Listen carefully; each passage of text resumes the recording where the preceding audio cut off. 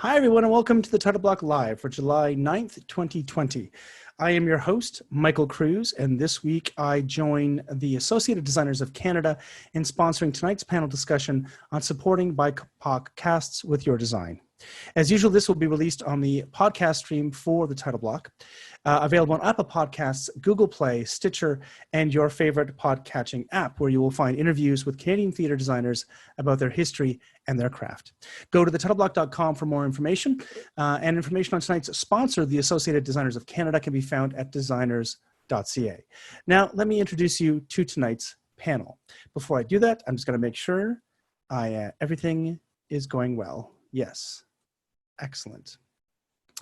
All right. Originally from Mexico City, costume designer Carmen Alatorre earned her MFA degree in theater design at UBC and has worked as a theater designer in Vancouver since 2006. Her recent work has been seen on the stages of the Arts Club Theatre, Bard on the Beach, Globe Theatre Regina, Royal Manitoba Theatre Centre, and the Citadel Theatre. Carmen is a recipient of 3 Jesse Richardson Theatre Awards, and for more information, you can find her at carmenelatorre.com. Carmen, welcome to the Title Block Live. Hi, everyone. Thank you for having me. CJ Astronomo is a freelance lighting designer originally from Toronto who has worked across Turtle Island, Australia, and New Zealand. She is currently fortunate to be working as an associate technical director at the Stratford Festival. CJ, welcome to the Title Block Live. Magandang gabi. Good evening. My name is CJ. I am a Filipina settler currently living in Woodstock, Ontario. Salamat. Thank you.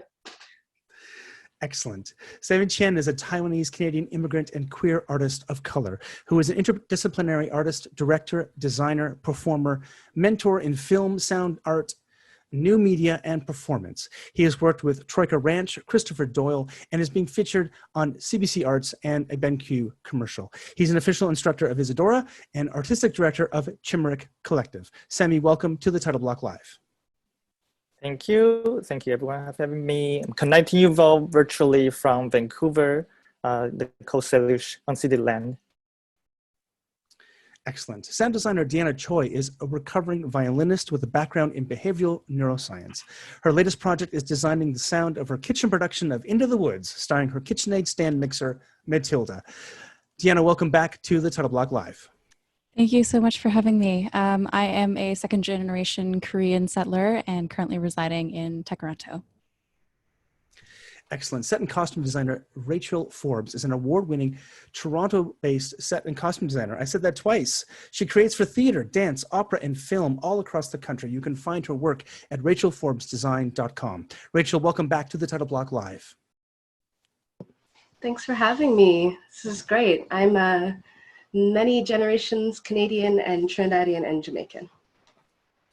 Terrific. Camilia is a set and costume designer for theater, opera, dance, and site-specific installations. She especially loves being part of the process of working on new work. Cami, welcome to the Title Block Live. Hi, thanks for having me. I'm Chinese Canadian and based in Toronto. Excellent. Sage Paul is an award-winning artist and designer and a recognized leader of Indigenous fashion, craft, and textiles. Sage is also a founding collective member and artistic director of Indigenous Fashion Week Toronto.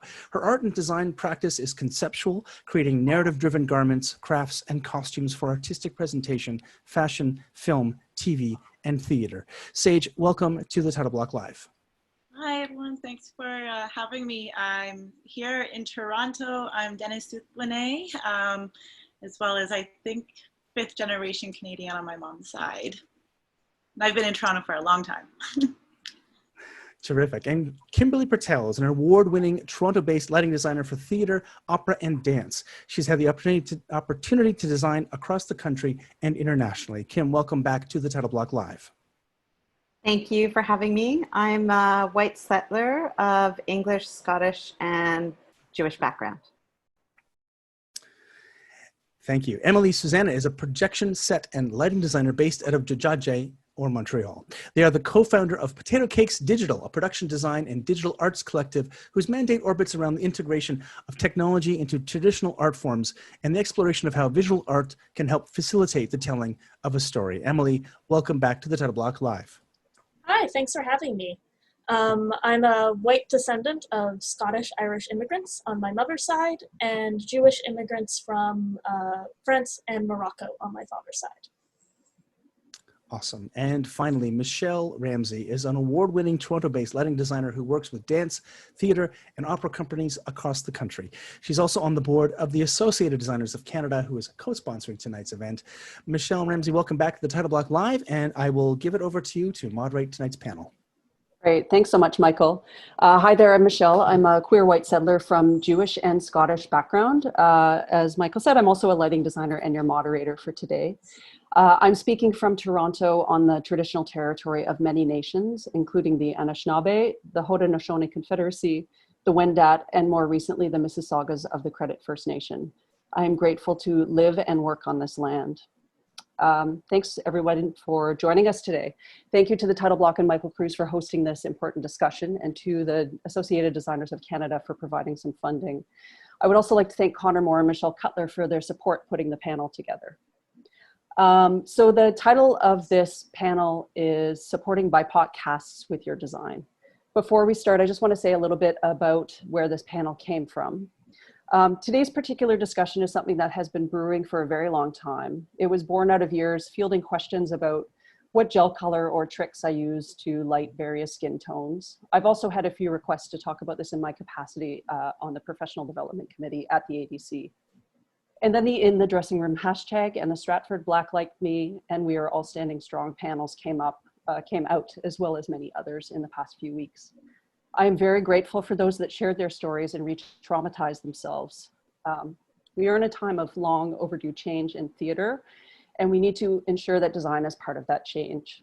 Canadian theater design is extremely white, and the support systems are all extremely white. I want to talk about this, and we will talk about it in future discussions in the coming months. I want to acknowledge that this is a very small step we're taking, and that this is the beginning of a conversation that will continue. So today we'll talk about some concrete tactics, practical help for designers who may have felt lost or powerless in their work. We won't shy away from issues that we've had or we've seen. All of our panelists have different lived experiences, and there will be space to speak to that. It's also extremely important that when we discuss BIPOC performers, that we understand that they are not just objects to light or dress or wig, and that we don't presume what they need or what they want, and that we listen with respect and dignity and embrace them as full collaborators. We won't have all the answers today, but we need to start this conversation. And we will make mistakes, and we will feel uncomfortable, and that is okay because this is not easy work. And so on that note, I encourage you all to send me feedback. I want to hear it all, good, bad, and everything. I'd like suggestions for upcoming topics that you'd like to see, panelists, moderators that you would like to hear from. And if you want to send money to support these initiatives, it will all go back to the artists and moderators who will speak on future panels. You can contact me at mentorship@designers.ca. So we have a lot to discuss today, and we probably won't get through it all, but if there's time for questions, Connor Moore and Michael are monitoring the YouTube chat, so please send your questions. Thank you all panelists for being here today, to be amongst such an incredible group of people. Thank you for sharing your experiences and your knowledge. So the first question I want to ask is sort of a practical question, and this could be for any discipline. As a lighting designer, I often get asked what gel colors are good for darker skin. And knowing this isn't as simple as picking a magic gel color, and that there are many factors that go into choosing certain concepts and ideas, I'm wondering if you could offer some specific tools or advice for when you're working with BIPOC performers, things that you may get asked by colleagues or students, and any sort of gaps that you've noticed in education. Anyone can start.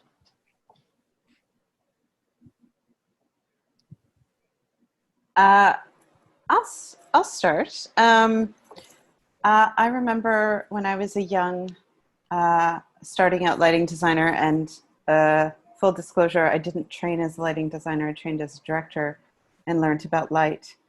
And within the first 10 shows that I was doing a show with Native Earth here in Toronto. And the lovely Muriel Miguel, who is an incredible woman, said to me, whatever you do, put R33 as front light. And so we had this lovely discussion about pigment in people's skin and how making sure I would never use amber. Now, I hate amber just in general, so that's helpful. And it was an interesting thing because as a young designer at the time, I was still to this day, you know, always trying to figure out what gel color do I use, what gel color don't I use. It was an interesting, but it was a very, very interesting conversation.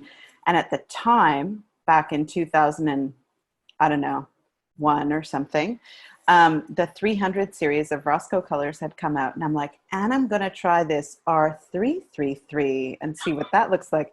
And I did. And I tried that along with her suggestion, sort of half and half of the stage. I was trying to see how that would work. And she was like, what's that color? And she's like, I like that color. It's less pink. Anyways, it was an interesting discussion with between her and I just about color, and we continued that discussion because we used a lot of color in the show that we were working on.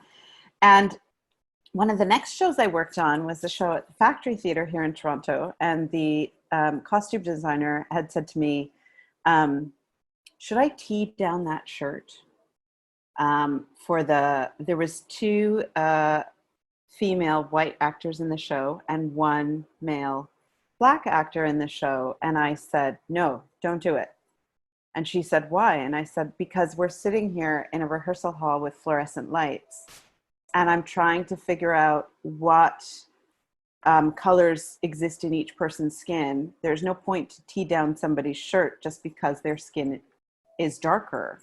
Let's see how I can work with it, because especially in the Factory Theatre where people are about 4 feet away, you go, well, she's designed a white shirt. Can we do a white shirt? And, you know, the teed down at Factory Theatre means the shirt is beige, not white. And so we were working together, and what I found out, and this was like maybe my 11th show that I'd ever designed, I understood the difference between people who have skin that reflects light versus sucks light. And there are people who absorb light versus reflect light.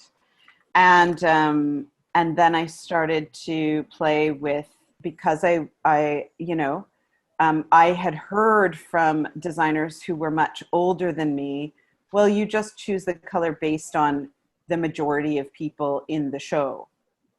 And to me, that seemed completely wrong. Like, how can you just, well, let's make these people look good and let's ignore these people. And so I really started to pay attention to the undertones of, the undertones of everyone's skin, and how is it that I can choose color and mix color, choose a variety of colors to light everyone on the stage. And it was very, very, very early on in my career that I started to do that. And it was about the balance, and it's not about, in my opinion, it's not about level. It's about finding the colors that light the entire cast, mixing those colors within the right levels. Sometimes I always over order color because so many rehearsal halls are lit with fluorescent lights, and you're not really having an understanding of what anyone's skin is made up of under that horrible, harsh top green light that is often what fluorescent light does. So I often over order colors so I can change things out. And I have found over time, for me, there is no magic formula. It is about having the flexibility once I get everyone under incandescent light, or sometimes you're in a situation where you're now only using LEDs and mixing color yourself, but how to serve and best serve and represent all the colors of skin on stage. And just because there might be, let's say, if we had CJ and Deanna on stage together, even though their undertones are similar, how each of their skin tones responds to light is completely different. So it's about taking the time and and experimenting, because you probably aren't going to get it right the first time. But you can't, the old school idea of like the majority of the people on stage just made my brain explode out of my head and go, no, there's obviously a much better way to do this. So for me, that's how I sort of go about it. Thanks, Kim. I can speak a little bit about, as a costume designer, one thing is just doing my homework and researching who the performers are that I'm going to be working with as the first step when I get hired to do a show, if they know the cast. It's so easy to find people's headshots online, and it's just to even just get to know who they are, body shapes, even just as simple as that. And then wherever possible, it's not always possible, especially in the bigger theaters or especially in opera, actually meeting the performers. Ideally, it'd be great if I could meet the performer. Like in an ideal world, I would love to meet the actors and the singers before I'd set pencil to paper doing a costume drawing, just to meet them. But that's hardly ever the case where I can do that. But then the next best choice is to actually chat with them in fittings. That's one tool I use in fittings, is actually having options in fittings, asking for their input, which I don't think designers do enough. Asking for performers' input. Ultimately, I'm still the designer. I still make the final choice, but I want their opinion. I want them to be comfortable, and I want them to feel comfortable to tell me if they're not, for any reason. That's just an approach that I've been using and try to keep doing as a costume designer. For set, it's the same thing. It's doing my research and talking to people, because no matter how much research I do in books or Google, I'm never going to get the details and the nuances of a particular community or culture that I'm not part of. So if I can talk to the playwright, if I can talk to people in the cast, nobody should be off limits to talk to as a collaborator on a show. That's sort of just my feeling. So they're the sort of the best resources I have, because I'm never going to get those nuances. So knowing that and being respectful of that and sensitive to that, I think, is one thing I try to be. How successful I am or not, I don't know. But that's one thing I try to do on almost every show. So. Yeah, and if I can add to Camilia's talk about costumes as well, I was just thinking, when Michelle sent us these questions about how, at least in Vancouver, it really does feel like the big costume shops over here are almost 100% white. So in that sense, the industry has still a lot to learn from. I've been noticing in the last perhaps 2 or 3 years that there's a little bit more receptiveness about these issues. But for example, what I've been seeing in costume shops a lot, and I'm also still learning about it, is how, we don't have enough supply of like pantyhose or underwear or makeup, different shades, so that we can actually honor everybody's different skin color and body shapes and stuff like that. So I think we're a little bit more aware of that, but we still have to have even more conversations about how to deal respectfully with like differences in that, and also cultural issues, as so to be careful to not appropriate things that are very just important and that we have to pay attention to in different cultures. But I think we still have a long way to go in that sense. Yeah, and in terms of like theatrical training, when I went to NTS and I graduated about 3 years ago, our hair and makeup class, we didn't touch on any hair that wasn't like Caucasian straight hair. There was nothing to do with different textures or ways to work with natural curly hair. So in terms of education, there's like a huge amount of information that's lacking. And it's a shame to produce designers that then go into the world after doing 3 years of training without like any concept of how to work with diverse bodies.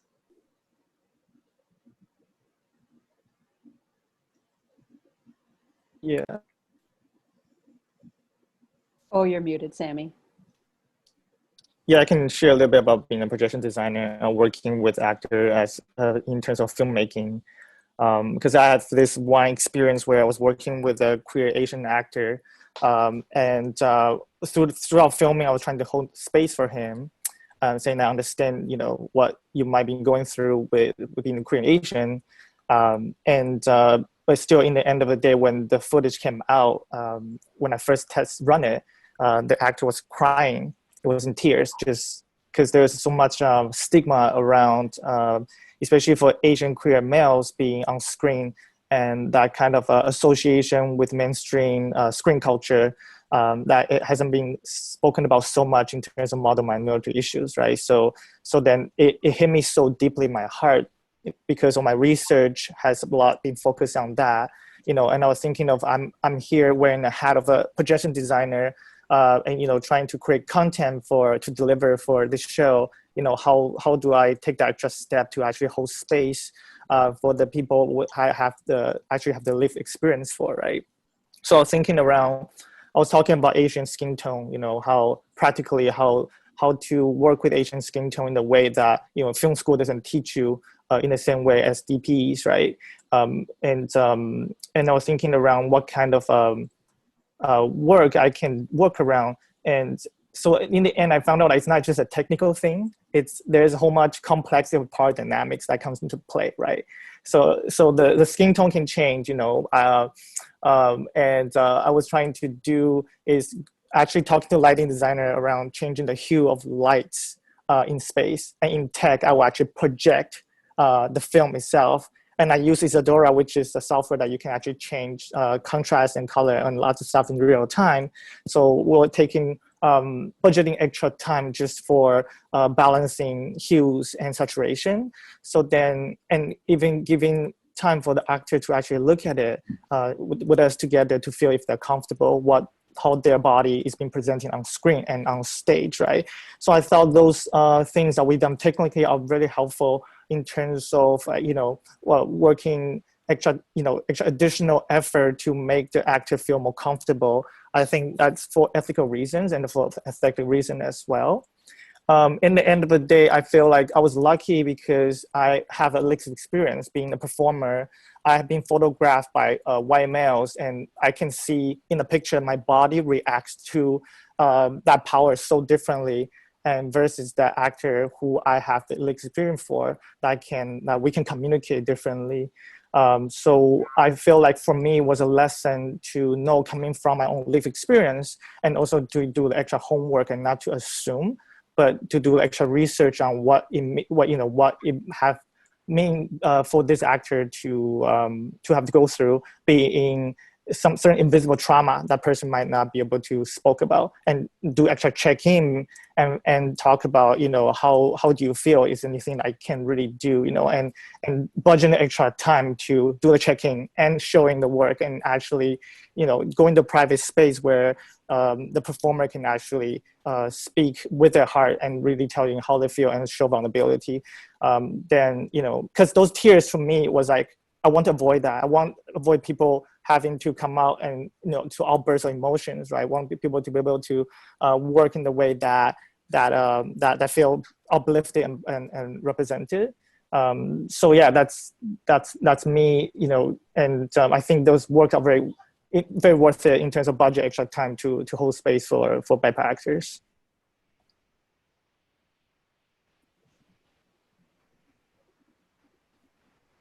I guess I'll jump in terms of the audio world. I think it's sort of a lesser developed area in terms of how important color matching is when you have actors in lav mics on stage.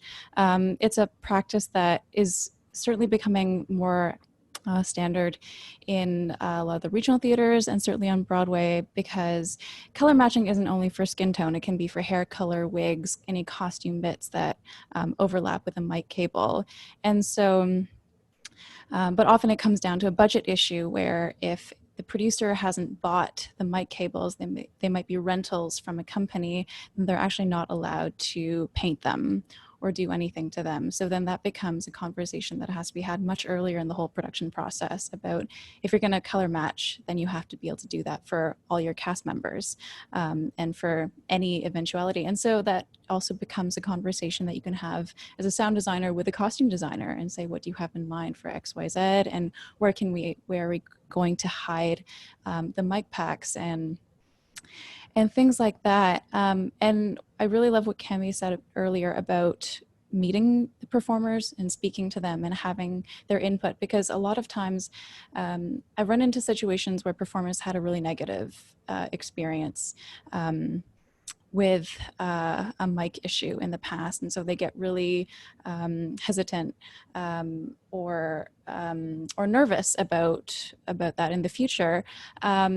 But if you're open with them and you say, hey, so we've ordered beige mics for everyone, but during Tech Week, we are going to be color matching them. We're going to use a non-toxic cosmetic paint or an artist paint to match everyone.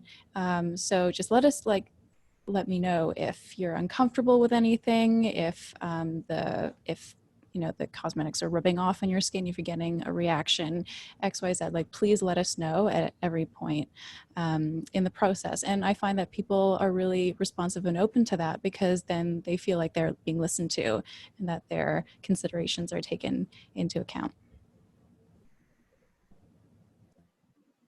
That's great, Deanna. Oh, sorry, Rachel, were you gonna? Oh no, I was just gonna say I resonate with so much of what everybody said already. There's there's a lot there that's really familiar, and I think what it comes down to for me a lot of the time is time. It's just looking ahead and saying, I know that later when we're in the space all together, we have to take the time for this stuff. And fighting for that time because there seems to not be enough to go around is a lot of what it actually comes down to, having a number of options ready to go, and then taking the time and testing them out is the best thing that you can possibly do. Great. And that sort of leads into my next question. Have you ever put a request into the theater where they didn't necessarily understand what you needed, and were you challenged on any of these requests? It could be the producer, the production manager, or whoever. I guess I could start with that one. Something that I always like to advocate for, especially when working with a BIPOC cast, is to also have BIPOC light walkers. Especially I have too many stories. That's what's a little bit infuriating about this, is that I have too many stories of where this has been a challenge. But I'll give you, if I can, I'll just give a little anecdote of the most recent one. It happened earlier this year, and it was actually a little bit of a unique story because I was originally supposed to design it, but because I had to have knee surgery, I then had to hire an associate to take over my hang and focus, but we worked together on it. But it was a show, one woman show. She's brown. And so I said very early on, we need to get a brown light walker. There's literally no one else to light on this stage. It doesn't make sense if we don't have a brown light walker, because not only will it mean that it's sort of a loss of levels time, but it just means, well, as soon as she comes onto the stage, we're going to have to redo it again. So it's really cost effective as well if we just do this. And I gave enough time. I wrote it in an email. I'm a big fan of writing emails because then I have a record of, oh yes, I did mention this. I know I said it in the meeting, but I also know I wrote you an email about it. So the day of the focus, I asked my associate to check and to confirm that we got a light walker of color. And the TD said no, to which I was very angry because I was hundreds of kilometers away and unable to do anything other than be high on drugs while I was recovering from my knee surgery. So I told her, I said, please have, it's really important that we get a light walker of color in 3 hours. You are in Toronto. There are people of color in Toronto. So please make that happen. And then, so they eventually found someone for, I think, the evening session, but because of the amount of time, the afternoon was going to be a white woman.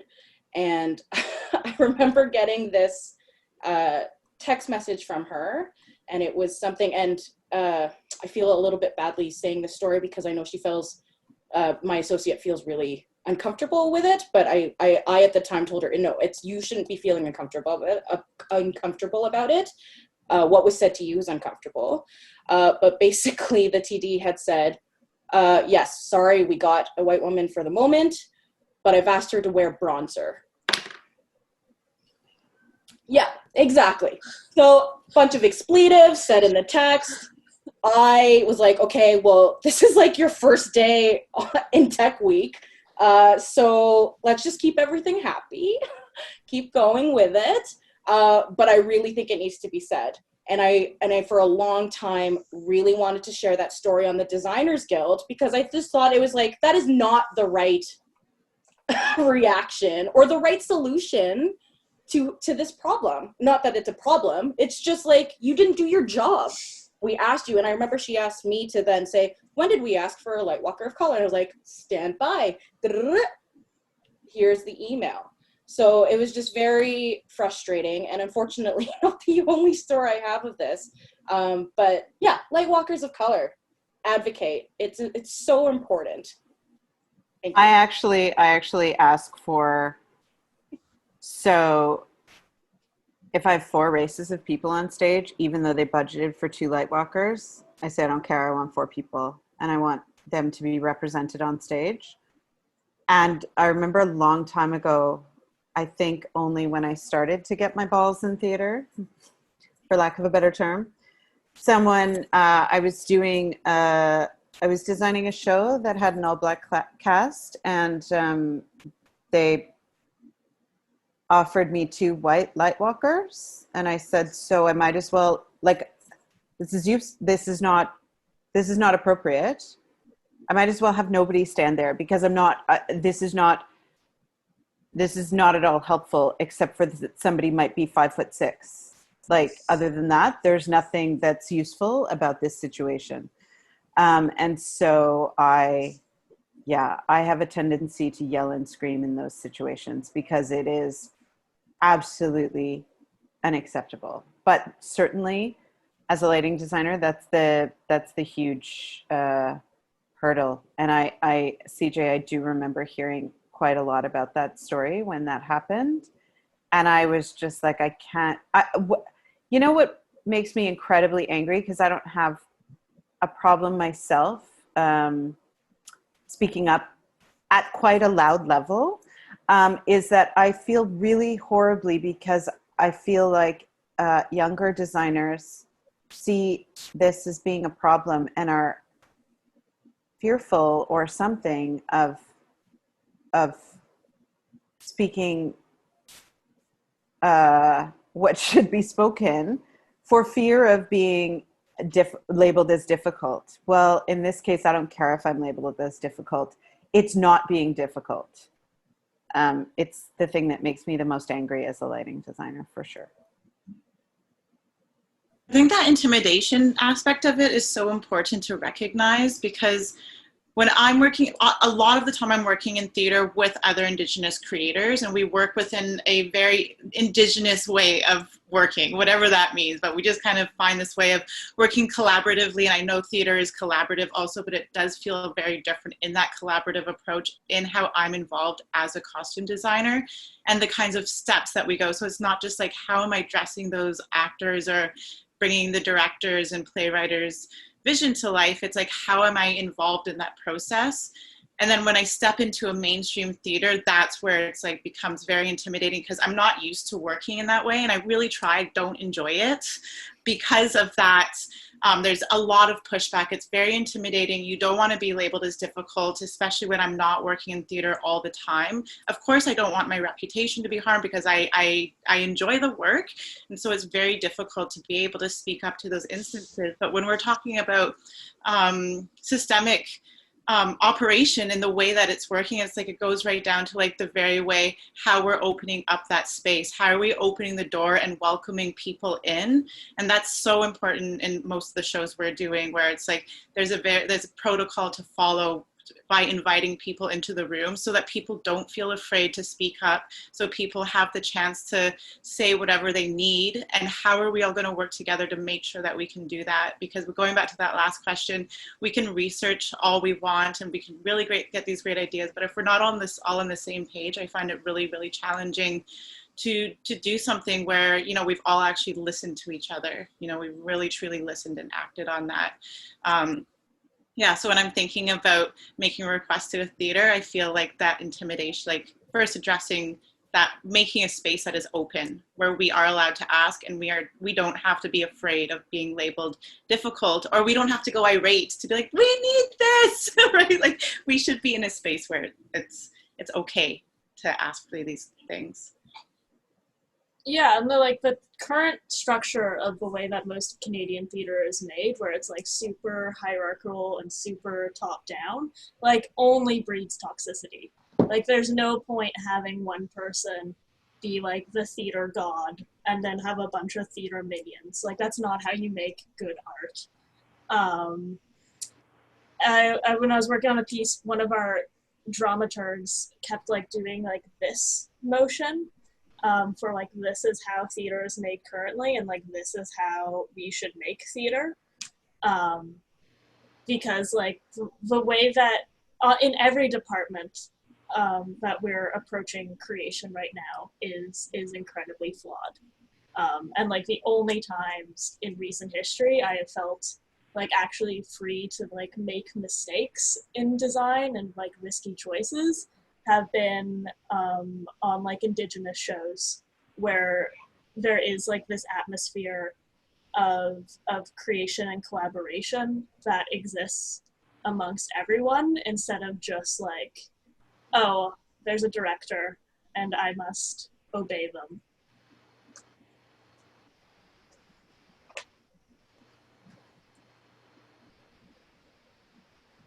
Yeah, I have so many experience, but it's not really race related. But because I work with technology, right, new technology, and I do about 35 shows a year. So there's always like so many things I run into.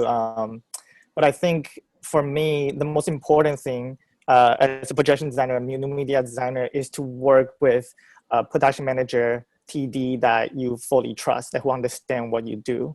And that is make it or break it kind of thing for me, in my experience anyway, that knows about your culture, how you work, your personality, and kind of an innovation that you do. Otherwise, you're putting on 2 or 3 hats at the same time, doing other people's job, right? Taking on the designer role, creator role, and also TDing, and also like communicating with people, because everyone's like, I don't understand this, so throw it back at you. So yeah, that's like so important to find people that you work with well, especially PM and TD. They're super underrated, such important roles. Yeah, and though I will say that even if it's someone who doesn't understand, because I'm with you, when you work as a projection designer, people are like, the magic box makes stuff. But finding people that like trust you in what you're saying.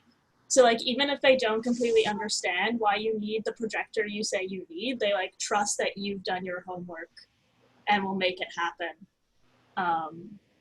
Because like, it is uncommon, I find, to find people who know all the ins and outs of projection technology in particular. But like, trust is a really, really big one.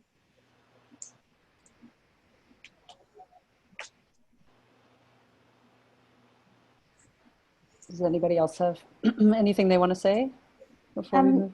No. Me, like just talking about requests, for me, like, I just wanted to share another anecdote as well. It's not happening as much again in our community, but I just wanted to share what happened in Vancouver 6 years ago, and before this topic on race was hot. I designed a production of In the Heights, and I think I was probably 1 out of 3 Latinx people involved in the whole production, right? So I think the request at this moment has to be that you have to cast the right person. In that case, they cast a white woman for the lead role who was supposed to be a Puerto Rican woman. And the request was mostly from the director and the choreographer throughout the whole production, and the rehearsals, that I make this woman look more ethnic. That was a word that they used. So, I mean, and that was 6 years ago, and I really don't see that happening anymore. But just back then, I just didn't have the confidence to just step up and say, hey, this is not right. And I'm also deeply offended by when you say you have to make somebody look ethnic. Like, what do you mean? How do I do that? And that's not even the right word to use. But again, I feel like even though things are not perfect at all, that at least that would be something that nobody would dare doing in any company, as far as I know. I might be wrong about it, but. I just want to add to that. There was this one time I was working on the show, and it was a native play. And I whenever I see plays that are written by and for Indigenous people, like, I take it as an opportunity to, like, let's just have fun with this. So I was like going into this really fun, cool Andy Warhol kind of graphic feel for these like characters that were from like 1700. So it was really, really out there. And I did it, and the director was like, no, she was a white director. No, but it's just not real enough. And they have to look poorer. So it's like these like ideas of like the stereotypes that come not only with just like how you think people are supposed to look, but all of the stereotypes that come along that people just perpetuate. And it just feels that same way where you're like, what? How could you say something like that? What is your vision, and why am I a part of this vision? Yeah, so like that's why it's so important to work together, because I think that we could have done something really cool with that show. And yeah. And I gotta say that, funny enough, in that production too, I think I was brought in as a designer to make things look more Latinx, which is like, why am I being brought for that? And like, I'm the only person working against the current in a whole, big, almost mostly white production. So. Mm-hmm. And if they're bringing you in as like the Latinx person or the Indigenous person to create these stereotypical images of these people, then it's not even right. It's like the people who get consultation and say, we consulted Native people on this project, but they do not take any of their suggestions on those projects. It's just a write-off. It's just to say you did it.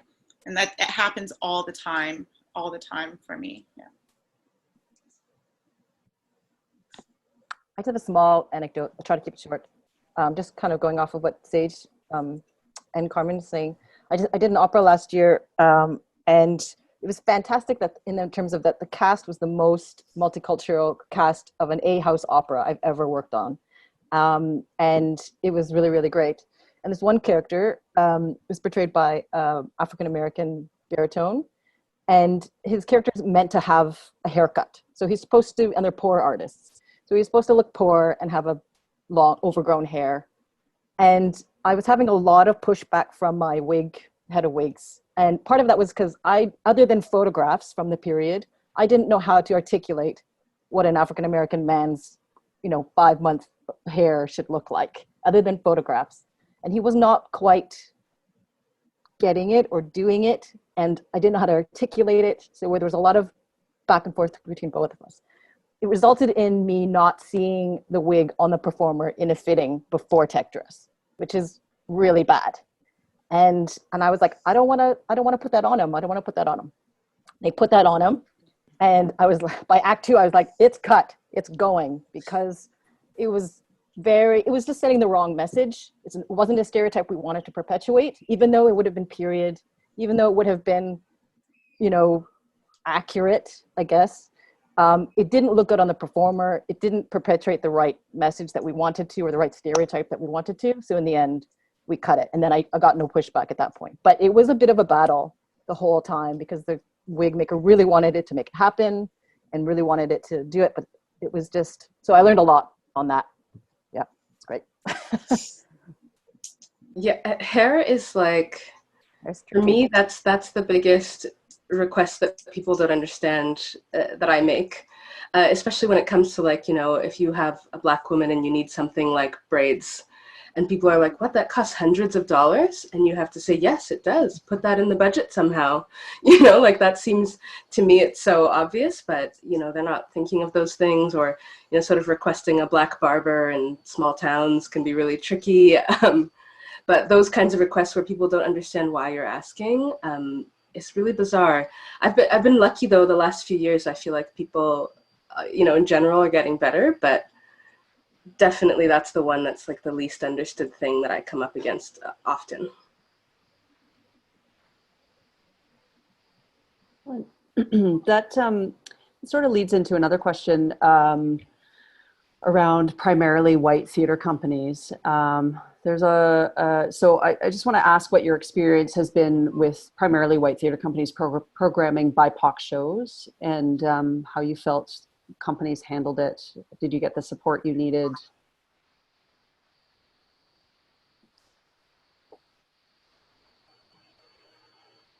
Try to speak to that a little bit. In most, well, is it always? It's not always the case, but in most cases, when I found that a primarily white theater company is hired or is programming a BIPOC show, they often, is that true?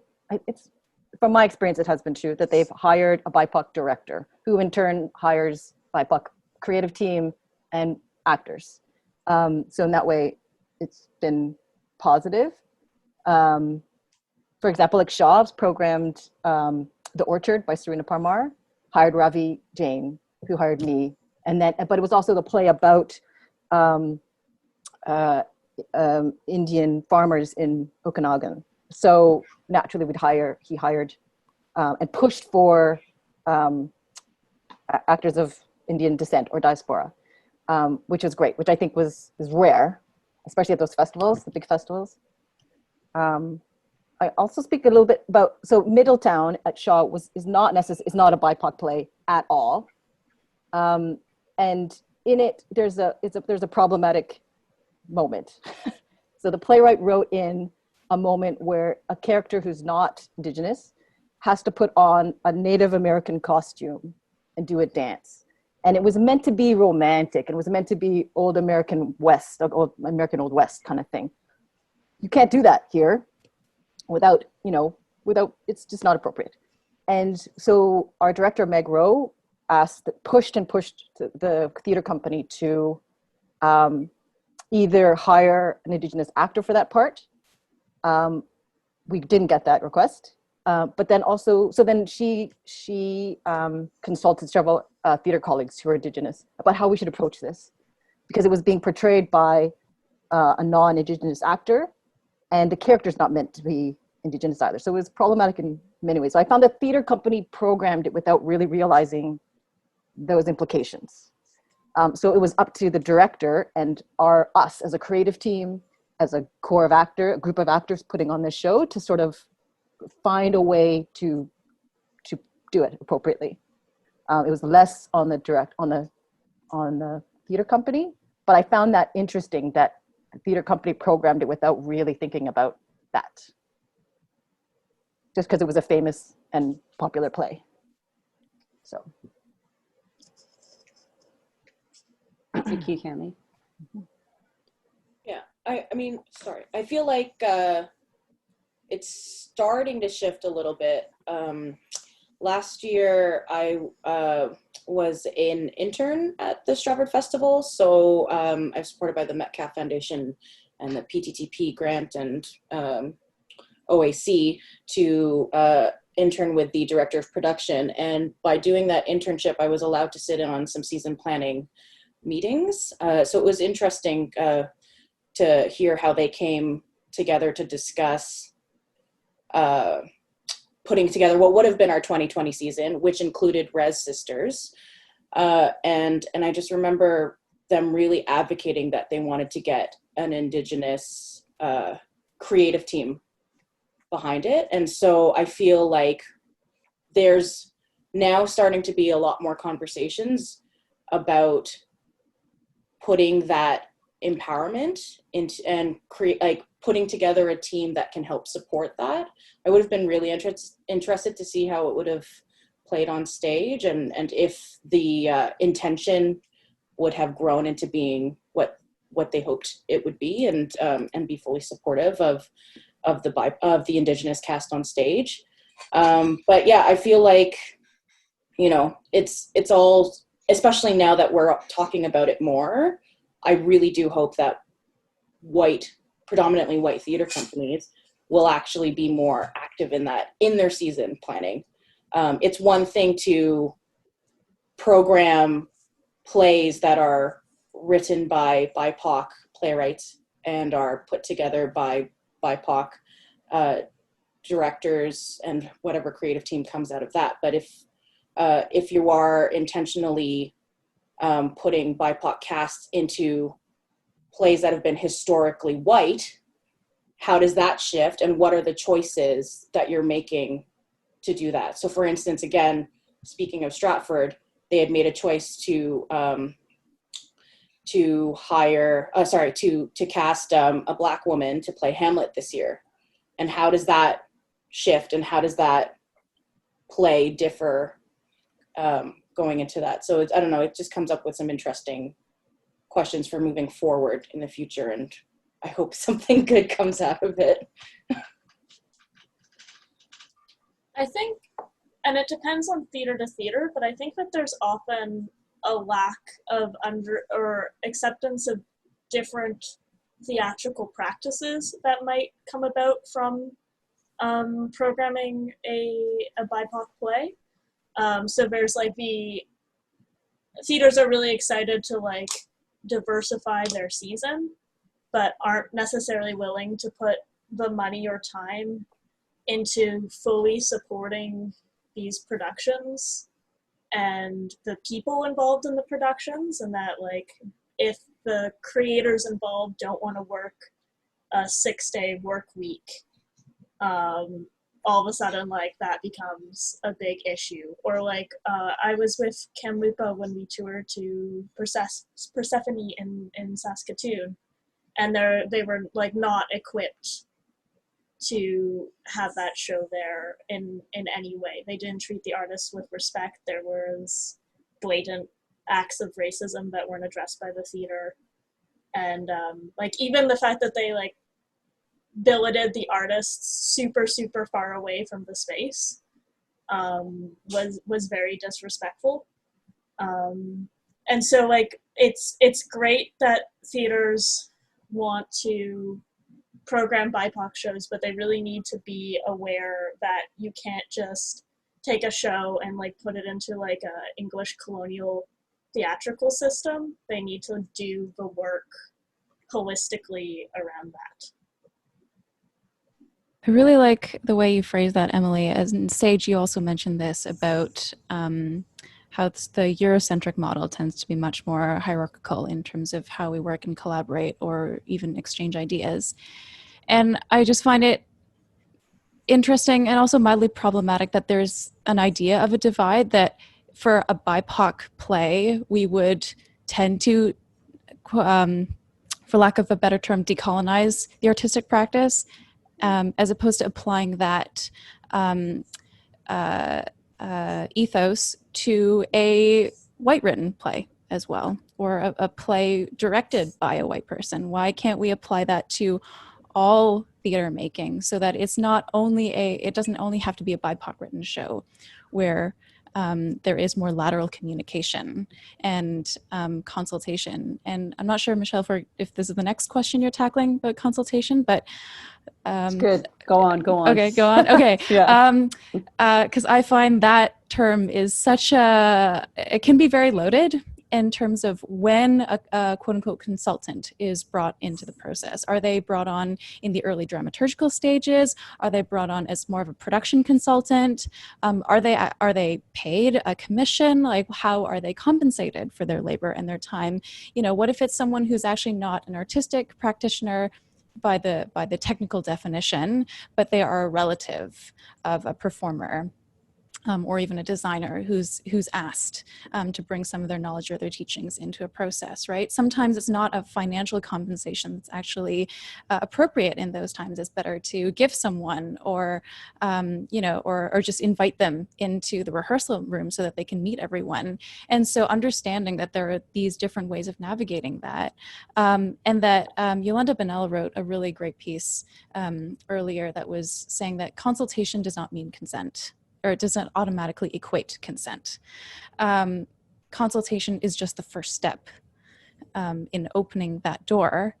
And so I found, for me as a sound designer / composer, the most effective times where I've been supported by even a white-led theater company in a so-called BIPOC show is that they have found the resources and commissioned a composer from that culture to actually write the music, and then I will come in as a sound designer and facilitate the incorporation of the music into the show. But then I am more of the theatrical design liaison, but I do not have to impose a cultural creative impetus of my own without any prior knowledge. And then that way, the music is then written specifically for that show, and we have then all the consent that is required to use that music in the show. Okay, thanks, long rant. You know, so when you talk, there's a couple of things actually I want to talk about. Is first talking about these institutions that are trying to put on these, BIPOC shows, and they're really trying hard, but there's never enough resources. Talking about hair and the amount that it costs, or I've seen it so many times where in Indigenous shows where they want to have a very specific kind of beaded piece of work, which costs thousands of dollars, and I'm like, and then they want to, they're like, well, someone in the community, they can do it for cheap. It's like, I don't want to exploit my community to do something because I know them.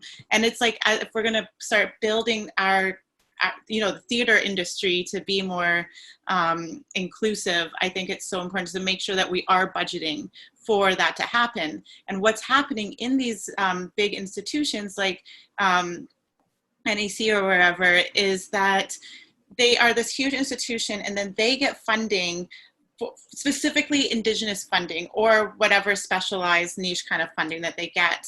And then they take a huge section of that away from what it's supposed to fund, that Indigenous production. And then we don't have the resources to actually do what they had even applied for. So I think that's a huge problem, where of course there needs to be an admin that goes into the larger institution, but that money is specifically for the Indigenous or whatever section, whatever has been applied for. So like when we're talking about the industry on that side, and then when we talk about consultation, looking at, again, like what that relationship is, because there's been a number of times where I'm invited on to do the Indigenous thing in film and theater and TV, like, people want me to be there, but then there's this other designer there who's like the real person, who's the industry person, who is going to do the work. And it's like, hire me as the designer or don't hire me.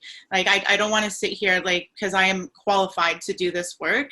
So like, and I totally see like what is that collaboration looking like, and how are you paying these two roles to do essentially the same job, right? So I just more like issues than talking about solutions, but I think it's important to say these things so that hopefully we can find solutions to them. Yeah, and there's like this concept that things don't require sacrifice. Like theaters want to like make big changes, and they're like, oh, but we don't have the money. And you're like, so cancel a show in your season. Like, if you want to make things better and more equitable and do the right thing and make theater in a good way, then like you're going to have to sacrifice something. And like, yeah, that sucks, but just deal with it. Like, if you want to actually make change, you don't expect like magical grant money to fall out of the sky for it. Like, how finances work, just do it. Yeah, I agree. Sorry. Go ahead, please, Sammy. Yeah. Okay, I just latch on that. I did work on a so-called BIPOC show. It's very political, and the whole cast were BIPOC. The company is like very big, very established company.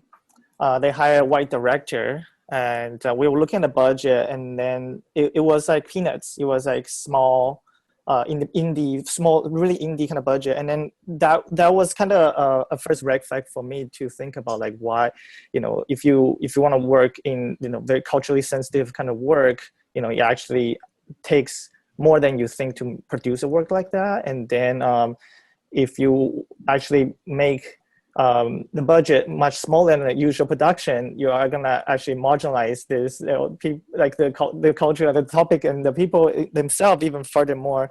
So, and perpetuate that systemic oppression, right? So, so that was one of my experience. But overall, I still took on the project, and then the project was very successful. The director was actually really good, ended up being really good. So I started to do self-reflection on, I have a checklist of things I do when white company ask me to work.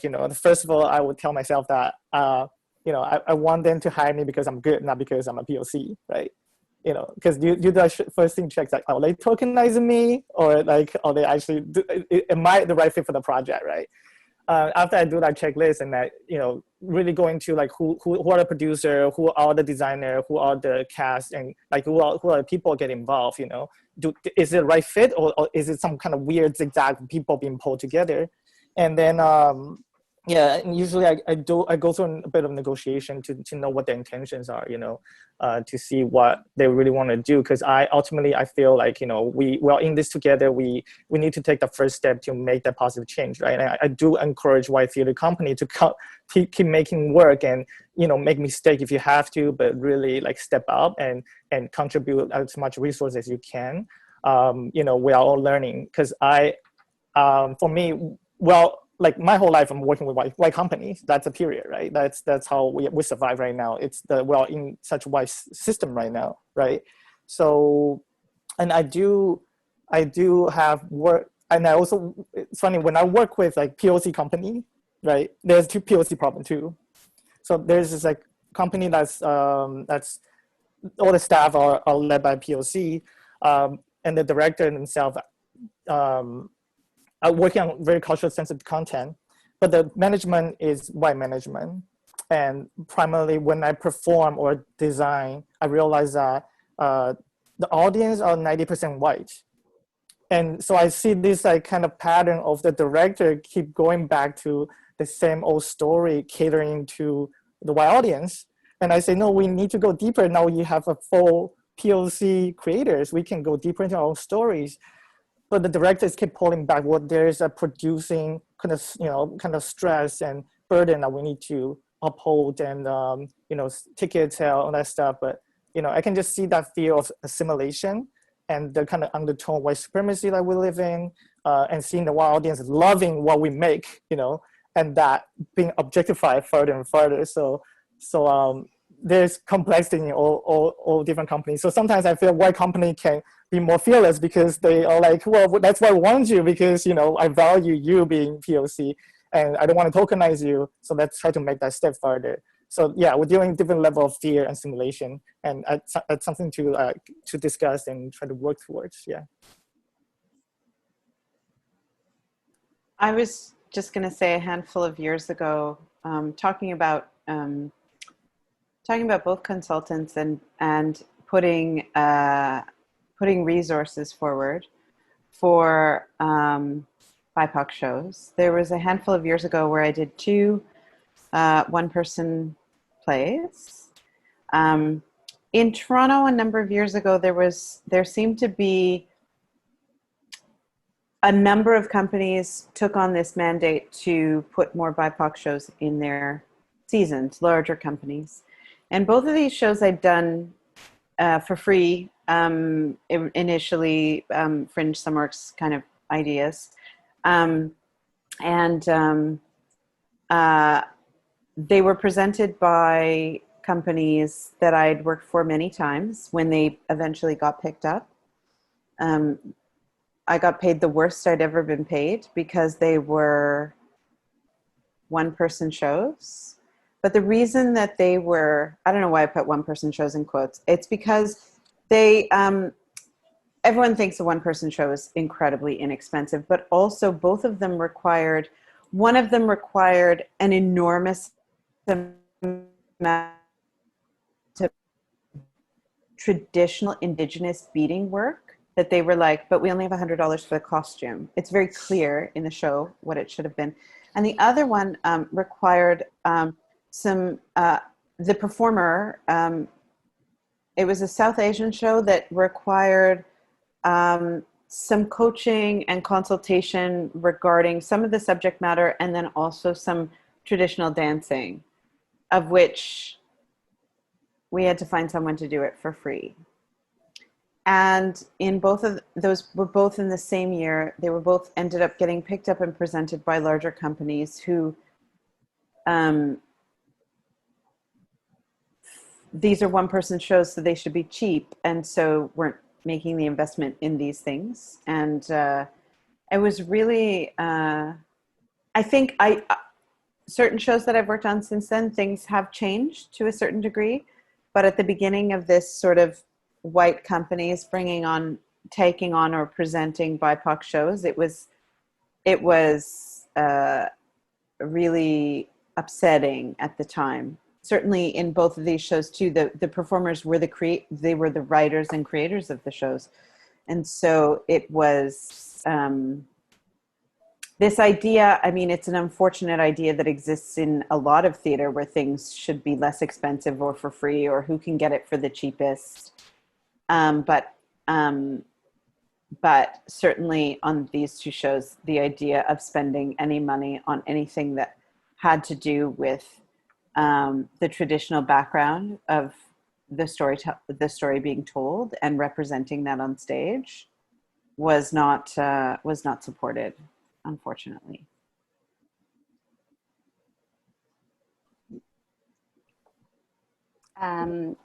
Last year, I designed a show at Bard on the Beach, which is the big Shakespeare company out of here in Vancouver. Connor was involved in it, but he's very quiet in the corner there. And I think, like thinking about it, I think the company handled it the best that they could. They actually did put a lot of money into hiring a lot of consultants, and they also made sure that they brought in, the play was All's Well That Ends Well, and it was set in India in the late 40s. So they did make sure that they hired half of the cast South Asian people. They also hired, there's an ambulance coming, so I'll just mute myself soon. But I think they did a very good job in that sense. And I think it was a big learning curve for all of us. At the moment, I did consider maybe I wasn't perhaps the best person to design that show.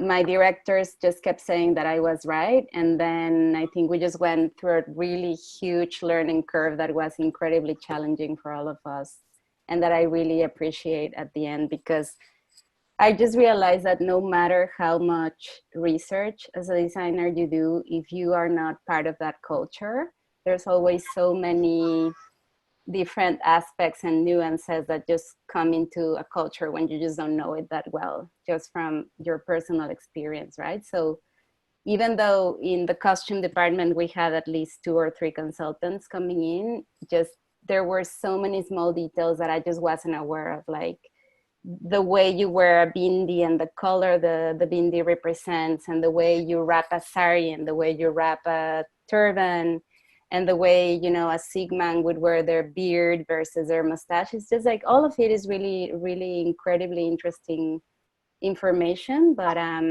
in hindsight, I think perhaps I wasn't the right person to design that show, even though I think it went well at the end. But I think the company handled it very well in terms of the resources and the money they put into it, although there's always room for improvement, for sure.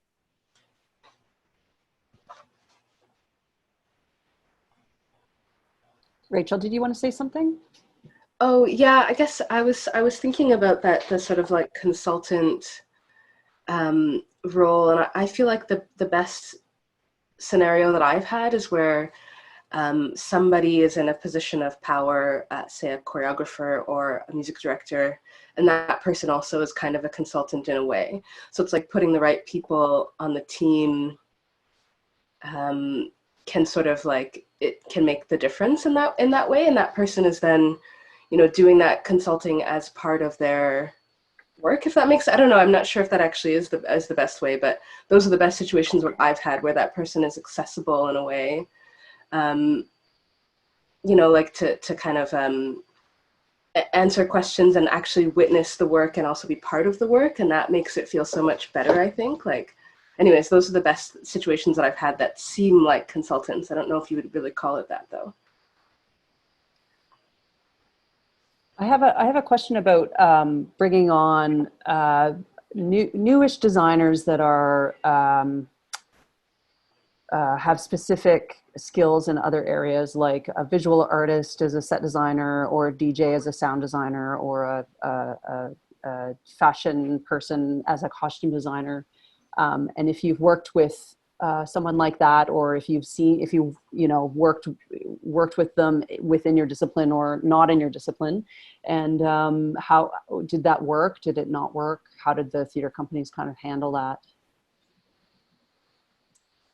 Recently on Skyborn, I had the chance to work with two visual artists on the projection design. And like, first of all, they weren't like brought on as consultants. They were brought on as part of like what we called the visual team, which I think was a really important distinction, because it we really tried to create the sense of agency with the non-theatrical based artists that were involved in the show, where they could make changes and help craft the vision, like from point zero to the end. And it was very successful. I had the opportunity to work with a visual artist and a sculptor, who were both lovely Indigenous women from the territory that our play was set in. And it, like, there's a little bit of learning involved in like how theater works and how projection works, and how, like, what assets are useful for me in terms of integrating them, and how to like approach that workflow. But like, that's relatively a very small amount of our conversations. Like that, you get that sort of out of the way at the beginning, and then just like jump into creating. And we were able to make things as a team that took the projection design a lot farther than if they hadn't been involved in the project. And I think that like diversifying teams in general is like a really interesting and rewarding concept for theater. And if you look at the workload that is required of any one theatrical designer on a show, it's usually really, really immense. So instead of having, because the sound design did the same thing on the show, where they had like an entire team, similar to what Deanna was saying, with having a composer involved. And like each of our departments were able to like work with these teams, and like that is indicative of having enough money to do that, which we were very, very fortunate and very grateful to have. But broadening our work and the people we bring in, and not being really precious about designs, and like, because there is obviously the instinct of like, I made this, I want to keep it, but suppressing your inner Schmeagle and opening up to like working with people from other disciplines, I personally have found very, very rewarding. Oh man, this is a topic I find, in my discipline at least, it even sometimes goes back to the question of what is a sound designer, because there is so much overlap with composition now. Unless you're in a more traditional musical theater style production where the music is already written, it's already scored, and it's already set. And the sound designer comes in more on the systems reinforcement side, but certainly there are a lot of plays that blur that distinction. And for someone who might, let's say, come from a film composition or a DJ background, let's say, and the director hires them because they're really inspired by the music that this person has written, but they've never stepped inside a theater before. They don't know how Tech Week goes. They don't know how to program QLab. Suddenly, I've been in a situation where I've been called in last minute to essentially work a number of hours as a design consultant, because the person has written all these great cues but has no system for implementing them into the show, doesn't know what a cue sheet is, what the stage manager needs, and they themselves are sort of stuck and isolated and siloed, and no one's made an effort to help them out either. They've come into this process, you know, having had a few consultations with the director, thinking that, and playing things in rehearsal, thinking that they have everything ready to go, and then suddenly they're holding this bucket in Tech Week. And I think that's a big oversight in the early stages of producing, where it's just so imperative to have these conversations very openly about what someone's background is, what they're comfortable with, and what do they need to support them. Is it hiring a technician who also then is paid additional hours to design the show, which, because so often then the operator ends up becoming the designer, but they're doing double or triple duty and no one's informed them of this at the last minute. So it just puts everyone in a really sticky situation. And certainly, you know, bringing someone in as like a design mentor when the person who's originally hired is already an established artist in their own domain is pretty condescending. So figuring out a way to have that be more of a, as I've said before, a lateral collaboration, rather than saying, oh, this is the person who's the expert in theater, and we've brought you on for XYZ reason, as opposed to saying, no, this, you know, this person might be the programming side of the team, whereas this person is more the orchestrator. And again, those are all labels that you don't even necessarily need in the process. You can just say it's the audio team, the music team, which I think is much more conducive, but everyone comes in with their own skill sets and their strengths. And for a producer to be able to acknowledge that, I think is can be really powerful and encouraging for everyone involved. Well, and it's irresponsible to bring people who are established artists and have their own careers to bring them into a theatrical process when you know they don't know how theater works, and just be like, you'll be good, plop. Because it's not their responsibility either to suddenly learn the ins and outs of like show control software when that's not something that they've ever expressed wanting to do. You've just brought them in because you like their work. And it's like pretty violent just to not give the artists that you bring in, particularly if they're BIPOC artists, all the tools that they need to bring their work to completion. In very general terms, it's about supporting artists when they come in to work. And so if you're bringing in an artist, and this has happened on many shows that I've worked on, where a visual artist gets brought in or a composer gets brought in, and I'll say early on, how are we supporting this person who's never worked in a theater before? This is not to fault the person who's never worked in the theater before. It is to say, what we do is kind of weird and specialized, and we're not rocket scientists by any stretch of the imagination, but it is a different thing. And what we do is very different, and the hours that we work are crazy. And so how do we support this new person who's essential to our team? How are we going to invite that person into this process? And I think there is, to a certain degree, maybe to a medium or a large degree, a lack of understanding at a certain level, the producing level, of how what we do is very specific in the theater, and bringing this, like, the most important composer in for this particular show or this visual artist, bringing them into this process.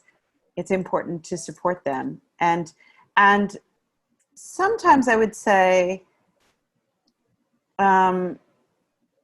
assuming a technician or a technical director or a production manager is going to take on that responsibility when those people already have full-time jobs in Tech Week.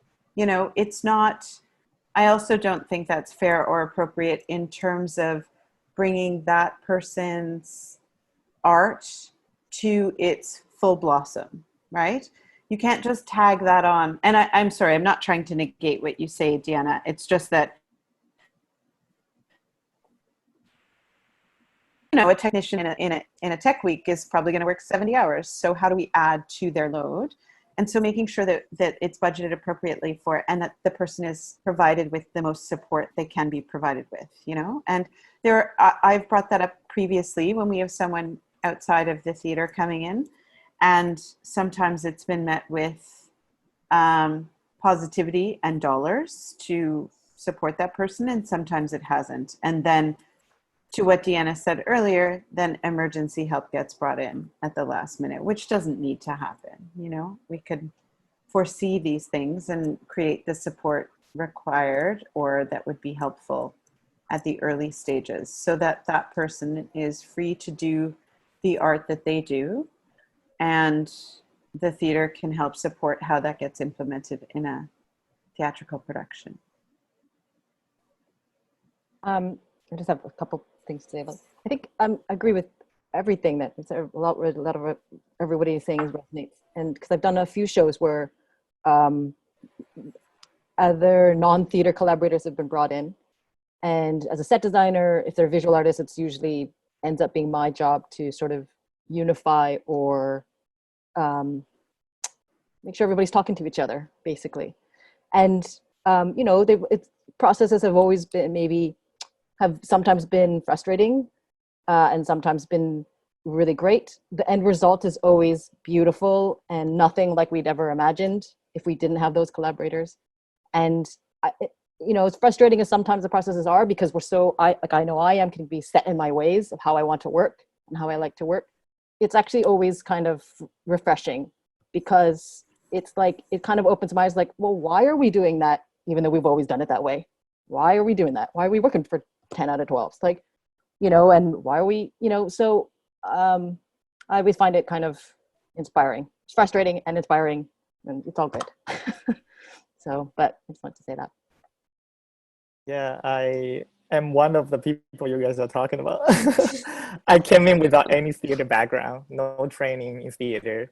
I have a background in film, and that was a particular reason why I had a departure and stay away from film, because of the rigid structure and the practice that film resides in. You know, it gave me very little room to navigate the fluidity and redefining practice and redefining the creative container, right? So that's kind of like, I didn't know I was going to theater, but I was just kind of called into it as like interdisciplinary fluid creative container in live performance, live art kind of a context, right? That's kind of how I saw theater was for me in my entrance. So I'm one of the person who had no practice, doesn't know what stage managers are, doesn't know the protocols, got called in, bring crazy technology, start projecting work, and being as a visual artist, media artist, or like interdisciplinary artist, doing electronic music and stuff like that.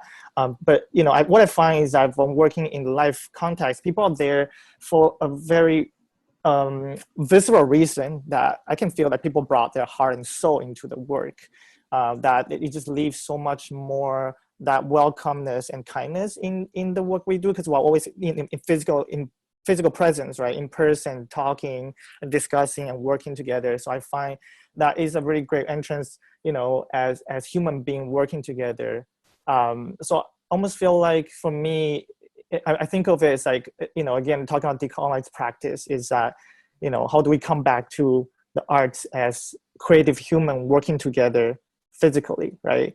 That's kind of how I see theater is. So I try not to assume and to be presumptuous about what people know. And it really comes down to, you know, the producer and production manager, whoever has the power to manage people. I think that's very important, because I did hit certain nails where, you know, the PM TD didn't know that a coder or a person working with technology doesn't understand theater, that doesn't know what even, you know, how to write a tech writer. And to check in and making sure that they know what they're talking about, ask the right question. that would have put a lot of fire, actually, that prevented a lot of fire, actually. Yeah, and so again, coming back to whoever is person in charge, not assume, but really check in to see, like, we are just human working together. What are the missing pieces that we actually just can address and talk together? I think that's very, very important, and not assume like what theater practice really means for everybody to, you should know this,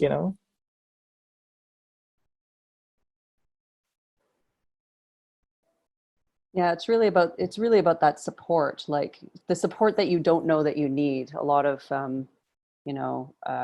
folks that are new to theater don't know what they don't know. So recognizing that and understanding how we can help and what we can do to help people succeed is really important, I think. Going back to Carmen, to something that you said before. Just wondering if anybody else has been in sort of the position where you feel like you weren't qualified to represent a community or a culture. And if it happened before your contract signing, if you decided not to sign the contract, or if there was any criteria that you thought about before you signed the contract. I recently did, actually. It was for a dance piece, an Indian dance piece. And they had reached out multiple times, and it was when I was working on other projects. So I was like, I don't think I'm qualified for this. Like, I really don't know anything about Indian culture.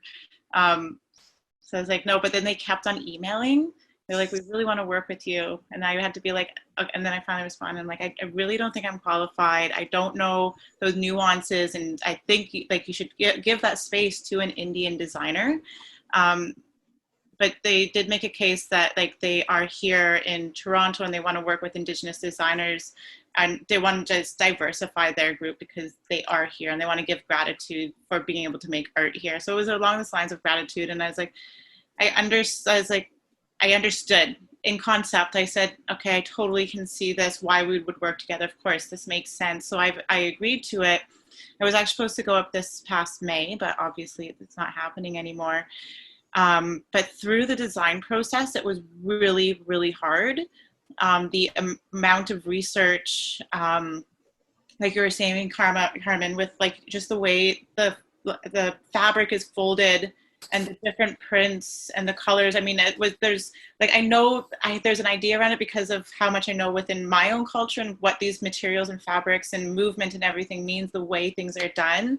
So there's like in concept and theory, you kind of understand, but once you're in there, there's just all these tiny little details where I would have no idea about it. So then it just became really, really important for me to be at every single rehearsal that I could be at and just sit there with like the directors, creative producers, and just listen to everything, write it all down, just listen, and then go home and research it and Google, what's this, what's that? And it was very interesting, but very, very challenging.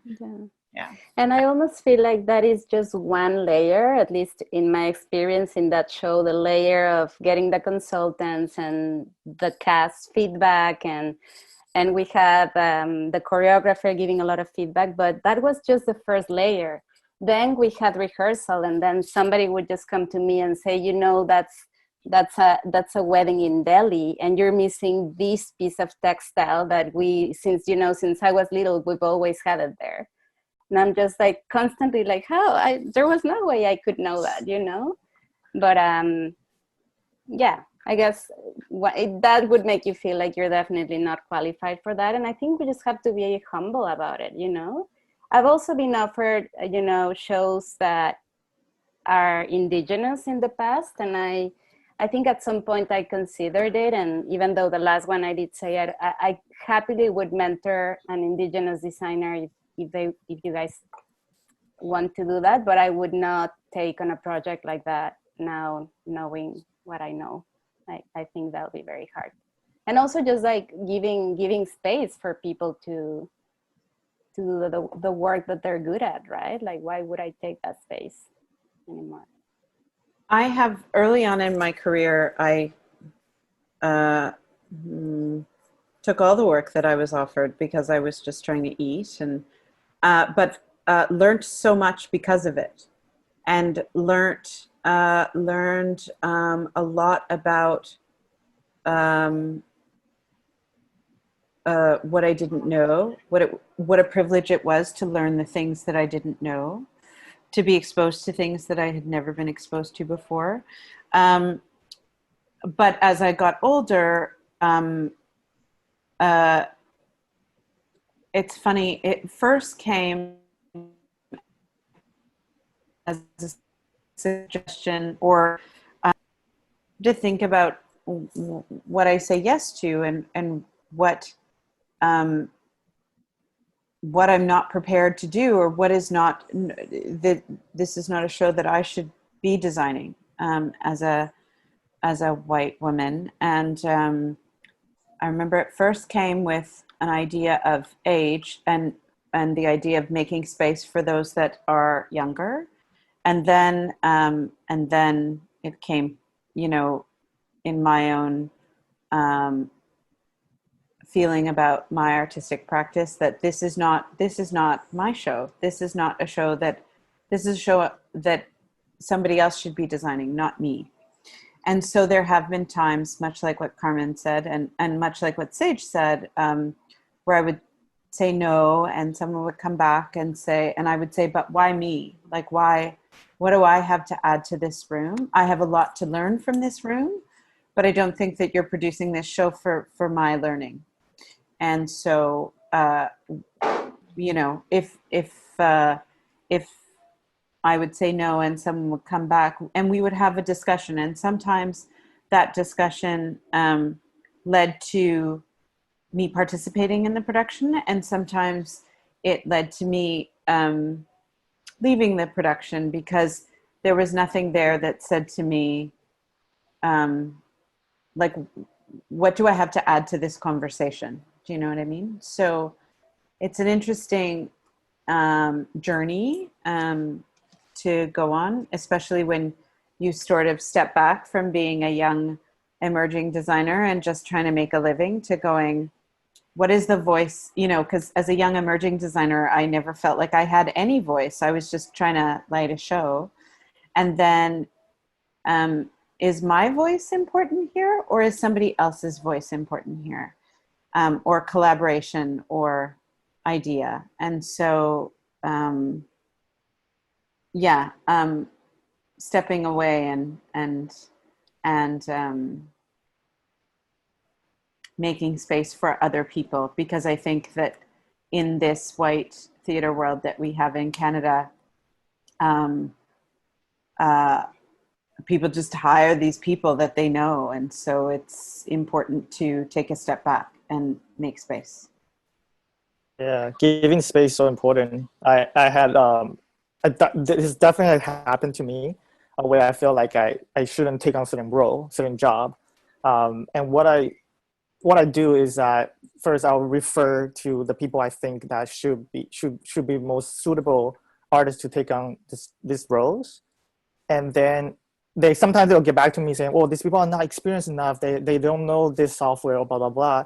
And I go, okay, counter offer is that I can be the mentor on this project, but this person still take the lead on the design. That you can just pay me my mentor fee, and then they're still centering on their voices rather than mine, to whoever the project is most suitable for. And then, or sometimes I feel like it's actually I'm the suitable person, but there's still a gap needs to be filled, and I ask the company to hire a cultural advisor, because I feel that I won't be comfortable moving forward with the project with a proper cultural advisor that represents that culture. So yeah, that's kind of my experience.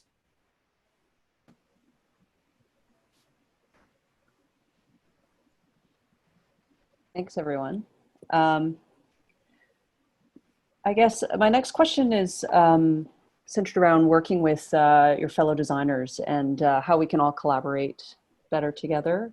And also specifically, if you're a BIPOC designer, if there's anything that you would like your white colleagues to know. Yeah. I don't have anything specific about what my white colleagues should know, but one way of working, and people who worked with me know this, Michelle and Deanna and Kim, is I started to get directors to meet all of us together, all the designers all together at every meeting, as opposed to individual meetings with the director and the set designer, the director and the costume designer. It prevents the director having to have the conversation 5 times. And it means we can all learn the play together, share our research, share any issues we're having, listening to each other. It's one thing I really love that Sage said, and talking to each other to create a show together, as opposed to it being individual. And and it's something that started in indie theater, working with Fujian and stuff like that. I started doing with Nina Aquino, and it's something I have brought to other directors, white directors, for lack of a better term, working at the larger theaters, and even in opera. I've tried to integrate that into my process of working with people, because it's a really great way to that everybody's sharing. Why are we sharing? We should be sharing more, if anything. And as designers, we do a lot of the visual research, and I think sharing that would benefit everybody. So it's the same thing as first day of rehearsal, sharing that research with the cast, getting their input as well. And I find that's been really fruitful. The designs that we come up with together are much more interesting than ones that where I'm either director's not willing to work that way, or other designers not working that way, and I'm working on my own. It's just not as fun either. So. Yeah, design jams are the best. They're like the best part of the process. And I like to include that also digitally. So always having like a Google Drive with everyone can have their own folder, but you can like snoop about the other folders and be like, ooh, I wonder what costumes are doing right now, or like I wonder what sound is doing. And it only works if everyone uploads, which is often a challenge. But as a method of working, it's just so much, I agree, it's so much more fruitful and also enjoyable as a process. Mm-hmm. Like particularly like something where you like get together over a beer and everyone has their notes and their laptops, and you like really start to like dig deep into like the meat of the story too. Yeah, you're sort of learning the piece together, understanding it together, and sometimes your ideas start to come together sooner rather than first day of rehearsal or tech week, which is like the last possible time you want to be starting to come together. Too late. Too late. Yeah, and like, oh, sorry. I was only going to say, I love that when you do those, you feel close enough to your, collaborators to speak your mind openly, which is like a sort of a silly fear that I'm still getting rid of as like a younger person. It's like, it's hard to know that you can comment on anything. And I think we have to all just be open to that from everybody, because otherwise, why are we all in the room? Yeah. Well, we're telling stories. And so we can't do that in silos. We should start telling the story together from the very beginning. And then we get to add the people, the performers, we get to start off. If things change, which I always believe they always do, they always change quite a great deal as soon as you add performers into the room. We have ideas, you have to be open to the new ones, but that we don't tell 5 stories from 5 different design disciplines and a director, like leading, I just feel like we should all be telling the same story. So sometimes when I haven't been invited, or, now that we're all doing Zoom all the time, this idea of us not being able to get together seems crazy to me now, especially because none of us have jobs anyways, so might as well. But that there have been times where I'm not involved in an early set design conversation. And then I have to say, tell me the pictures in your head. Tell me those things that you see. Or a costume designer hasn't started to sketch anything yet, but tell me, like, do things flow? Are things, like, what is the atmosphere that we're talking about? And then you can start jumping off. But we should all be telling this story together from the beginning. I mean, I don't know if this is a crazy idea and nobody can afford it, but before we get into the rehearsal hall, when we start the design process, wouldn't it be nice if all the storytellers got to have meetings together? Meaning the people who either say the words or dance the piece or whatever, sing the song, but that, because I think sometimes performers feel like things are placed on them when we get in the room. Here's the clothing that you'll wear, even though so many of the faces I'm looking at right now would say, this is the initial inspiration, but let's talk, right? Like, wouldn't it be so great if we all got to have meetings together ahead of time to talk about, so then design and perform feel like separate things, you know, that, and those conversations, Cami, that you were talking about earlier, about hopefully being able to meet people earlier or have a conversation.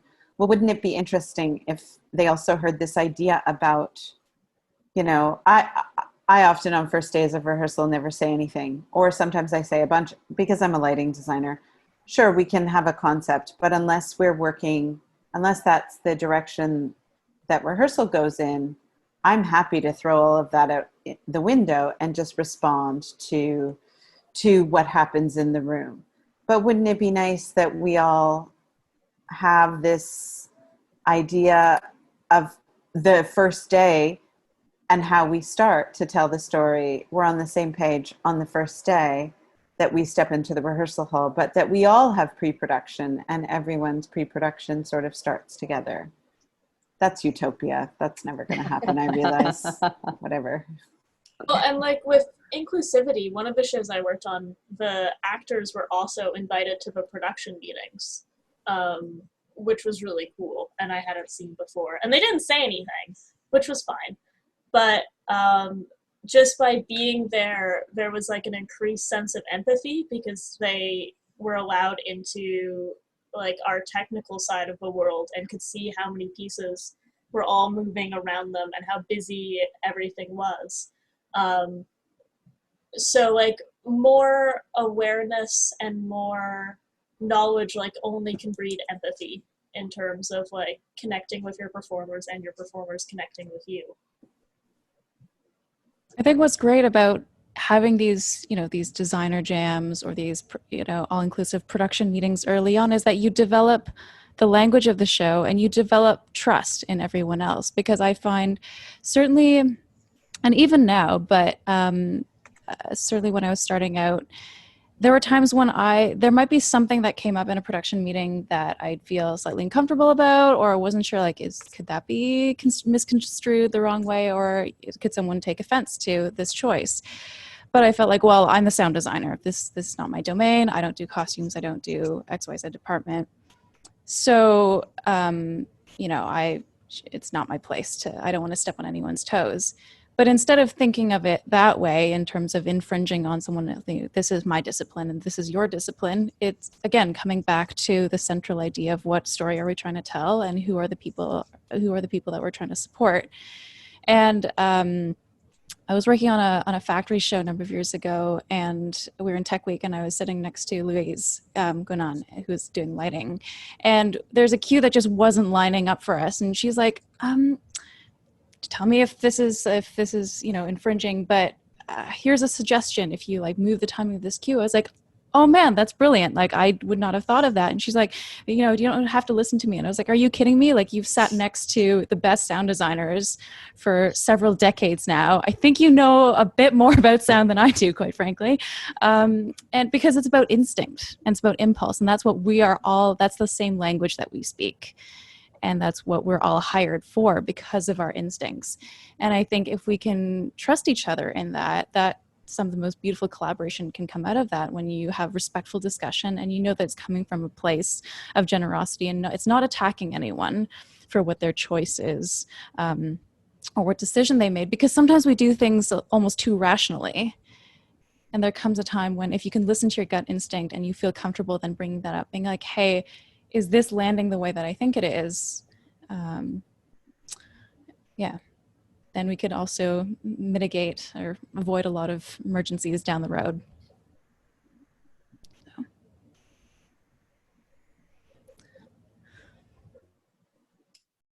Just because I think it bears repeating, that's all awesome. I think in this time of pandemic that we should just go towards that utopia, right? We can create this new world. We can help to like not help, but you know, we can help advocate for that. If that's how we want to work, there's no reason why we can't. So I think if the more of us say it and say, no, this is how we'd like to do it, like screw those 10 out of 12s. Who likes doing 10 out of 12s? It's not fun. And also just wanted to repeat, like as everyone had said earlier, but mentorship, I think it's really important. Like, let's get more bums in seats, not only on stage, but like, you know, behind the table. So. Yeah, definitely, I agree. And I feel like just as a BIPOC Latinx designer as well, I just would like to remind my white colleagues that we're still minority in the design world. And so I know that many of you are aware of this, but I am also just, after all these conversations, I'm definitely committing to bring in assistance of artists of color into the table, because we need more of those voices. So that we don't have to like have that extra layer of effort every time we're again navigating in a very, very wide theater world constantly. I think there does definitely need to be more investment put into paid mentorships, because that's one thing. I can't afford an assistant on a regular basis. So without those assistants getting grants or professional development grants, I can't. It's very difficult to support them. I don't want them to work for free. I can pay them, but I can't pay them probably what they're worth, right? And I like to teach, but I can't always afford to. So they're actually, we don't have that sense that other than at the two festivals, we don't really have a system of assistantship or mentorship in Canada. Yeah, I agree. There's very few designers who can afford assistance that I know of. So. I would say I have on and off hired assistants for different reasons. And I've made that part of my practice. I do offer up, and it's because as a Canadian theater designer, you only make so much money, and there are people who do reach out. So I certainly open up my room, the room that I'm working in, to anyone who chooses or wishes to observe it. Mm. And as long as they're willing to do that with respect to the room, I offer up any room that I've ever worked in, almost ever, to anyone who wants to come. What is it like to do this? What is it like to do that? Because I know as a young designer, remember the first time I walked into a big room and I'd never done that before. So I certainly offer up, especially those big rooms. I also offer up the collaboration process and just auditing the sort of, especially when we've worked with people we've worked with over and over and over again, and how you have this really easy kind of communication, and then offering up the room where you've never worked with somebody before, and allowing for that to happen, because this country does not support young emerging designers the way other countries that I have worked in do. Yeah. It is a part of the process. Having assistants or associates in other countries is not even a question. Yeah. We work at a certain level in a number of theaters in this country where there is no assistance for any of us outside of Shaw and Stratford and the COC and maybe the ballet, but I've never worked there. But I've worked in other countries, in the UK, in the United States, in the Czech Republic, in Hong Kong, where it's just a given. Like, that's a job, because that's how. And so it's interesting, and I know Michelle and I have spoken about this, and the board of ADC has spoken about mentorship in general, and Michelle's doing an amazing job starting on that road. But just like, money is the big thing, and losing the Theatre Ontario grant that a number of people received for a number of decades. Yeah. It wasn't a lot of money, but it was a little bit of money for someone to choose a designer that they wanted to work with, or a few designers they wanted to work with. And it was really a huge loss here in Ontario. There was also an amazing program that Obsidian Theatre, also here in Ontario, had for a number of years to pay mentees to work with a mentor on a show from beginning to end. And it was an amazing program. And it's just so unfortunate that these programs in Ontario have ended. And I'm not sure about the programs that have existed in other provinces in the country. I'm sure in BC, next to none, because, you know, theater is not important in BC, really. It is to some, but to the general population. But, you know, it's unfortunate. And nobody wants, anytime someone comes to observe in the room that I'm working in, I never give them work to do. That just seems, you can't, as Cami said, you can't ask people to work for free ever, you know, in my opinion. But Yeah, I agree. Yeah, and I was thinking about the system that's created this, you know, and I was saying that I don't have the theater training, but I got to understand the kind of theater training that everyone goes through from working, especially working with my assistants, and help certain people behave a certain way. And I was like, where did you learn that? They were like, well, that's what theater school taught me to do. That you have to fake it until you make it, and we have to say certain things that, you know, that you don't actually mean to say. I started thinking about that this kind of colonial training in theater that, you know, that brought up so many people, designer, artists, to, you know, to work a certain way, think a certain way, conditioned in this system, this like structure, right? And it's essentially patriarchal and white supremacist, right? And we're all in this together, like we're all affected by it in some way. If any, you know, there's so many things that I want to say to my white colleagues. If anything, I would say that we're in this together. That the only difference between you and I is that I am forced as a person of color to go through the homework of facing racism on a daily basis with my lived experience with no choice, right? Unless I don't go on the street, right? You know, so there is this barrier and the gaps between our understanding of each other through our different lived experiences, and how do we help each other to, you know, overcome and actually fill those gaps, right? And essentially, there are certain things that there are invisible trauma that is caused by that. And like, for example, I can hide my queerness, right? By not identifying myself as queer, but I can't turn myself white and to be like, hey, I'm white, you know? That is something that we can shift with our identity.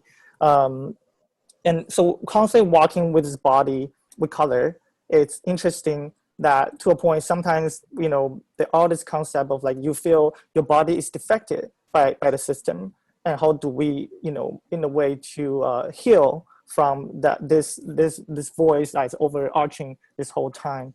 And I think in order to do that, it needs all of us working together, and for white people to give space and to understand that, you know, it takes a bit of time to come out of trauma, and it's a lot of trauma invisible. Sometimes we don't even realize until, you know, a group of people getting together. It's like, whoa, what is this idea of, you know, what is a white body supremacist? You know, what does that concept mean? How does racism land in the body in a certain way? So yeah, that's kind of I just want to say that, yeah, that we're really in this all together, and having these discussions are very helpful to help us move forward. Yeah. Thank you, Sammy. Does anybody else have anything they want to say before I move on? So I'm going to ask my last question of you all. Thank you so much for joining us here today. So finally, my final question is about the title of the panel. So it's supporting BIPOC casts with your design. So what are some ways that we can support our performers with our design, the ones that we work with every day? Listening to them, getting their input. Like I said, I don't think it's done enough. I don't think enough designers do that. It's something I've noticed, especially at theaters. You know, things are changing faster, slightly faster. In opera, there's this funny thing that happens with designers. There's this hierarchy, and there's this preciousness that designers are treated with. And I really want to break that down. So when I've worked with larger opera companies, it's the first thing I try to do. Even as simple as asking the cutter their opinion, even as simple as asking the performer in a fitting, are you comfortable? And I like getting the input both from my crew and from the performers. I still make the decision, but I like getting their input because I think it's important too. And sometimes it has altered what I've designed, because I think there's always a way to be respectful and collaborative and still achieve the design you want. And I think that's something that is, that's how I would like to support performers I'm working with.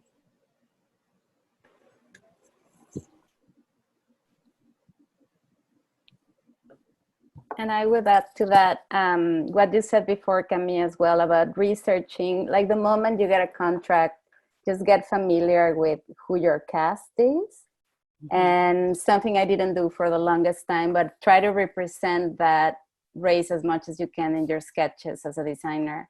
Yeah. So that they don't feel invisible, right? And then consider all the possibilities that body is going to bring into the stage. And also just create a safe space for them in the fitting room. And if I may add to that, it'll be amazing if one day we can also have more people of color in our costume shops as well, so that we don't, end up feeling like we're just, again, one minority fighting against one culture only. Echoing listening as being very important, but also if there are issues, like standing with your BIPOC performers, so that it doesn't, if there are like institutional issues, it doesn't feel like you're like, oh, yep, that sucks, and they have to deal with it, but like being in that fight with them and willing to, because like it's scary for anyone to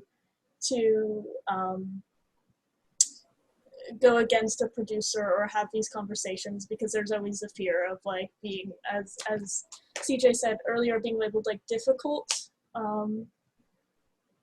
or not getting hired in the future, but like being willing to like put that, like put your money where your mouth is and stand with your performers.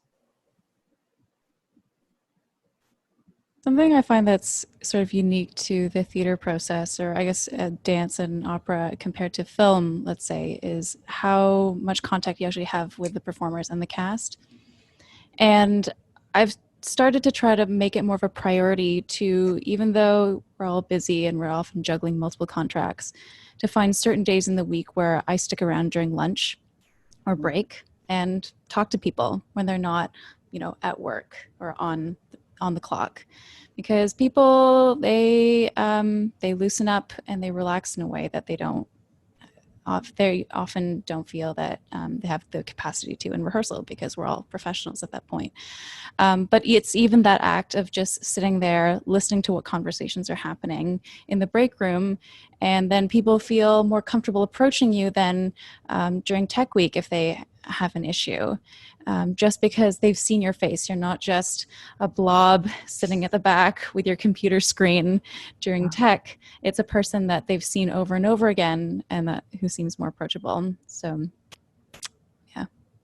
I'd like to echo what Deanna says there too, because some of the disciplines have greater contact with performers, one-on-one contact with performers than others. And so it's a practice of mine to spend a lot of time in rehearsal, but to also have discussion about, open discussion sometimes about an idea or whatever. Also because our rooms are incredibly vulnerable, and making sure that there is room for that vulnerability, making sure that much to what a number of people have said, listening is very important, not taking up space in the room, in the rehearsal hall, is, in my opinion, also incredibly important. Performers are, if everything goes wrong in a night in front of an audience, even in tech or even in rehearsal, it's a performer's face, and the performers have to deal with that live, and and we get to sit at the back of the house during a preview or during tech and try and fix it. There's such a huge vulnerability when it comes to performers, and making sure that you leave space in the room, but also being a part of the process so that you are not this other that has come in sort of in the last couple of days of rehearsal, and then you start in tech. Like, how do you get to be part of this storytelling family then, right? You're going to impose something in tech that you weren't there for the process of creating. So it's an interesting thing, because so much is discovered in rehearsal. And I also realized that for some of my colleagues sitting here, well, they're in the costume shop for 12 hours a day, so they're not getting the opportunity to sit in rehearsal and be part of that. I totally understand that, but from the job that I do, that's not the place that I need to be. So as much as I can be in rehearsal and be part of the storytelling group, and also leaving space and not taking up space in the rehearsal room, is really important, I think. I might add to this all, which is like all such wonderful points, especially about listening. One thing I really try to be aware of is that like a lot of culturally specific work is asking people to live trauma of their own or their ancestors or whatever that might be, and just to come with like a full awareness of that into those moments where you know part of our work is affecting that. I think that's a kind of sensitivity that is really key to try to get an in on. Great. Yeah. Yeah, totally agree on that. Yeah, I was thinking about, like Rachel is saying, to hold space for that, for the trauma, for all this thing that's in the history and that is happening still now, that we all carry as the baggage that we have. And I was thinking, how do we, because of lack of representation, there is this gap, right? And BIPOC actors, cast, and performers are on stage living through those gaps and trying to fill in those gaps. And it's a huge learning curve, right? And often you feel like you have to represent a certain group, you're holding on this baton, holding on this torch in certain ways, or that anytime you might be, abandoned or kicked off the stage because, of the system that doesn't support you. So when I work in a BIPOC kind of a community, I try to have those things in mind as the background, but not let it take the foreground, because also I'm trying to do the work of, recognizing that we are human, like recognizing that these BIPOC artists also want to be artists as a human being and not being reduced to a certain label, right? How do we actually be an artist, not a BIPOC artist, not a BIPOC designer, but just be good and share our good heart and our creativity the way that anybody can do. And those are the complexity or balance that we need to find, I think, to navigate this complex world that we are well going into. Yeah.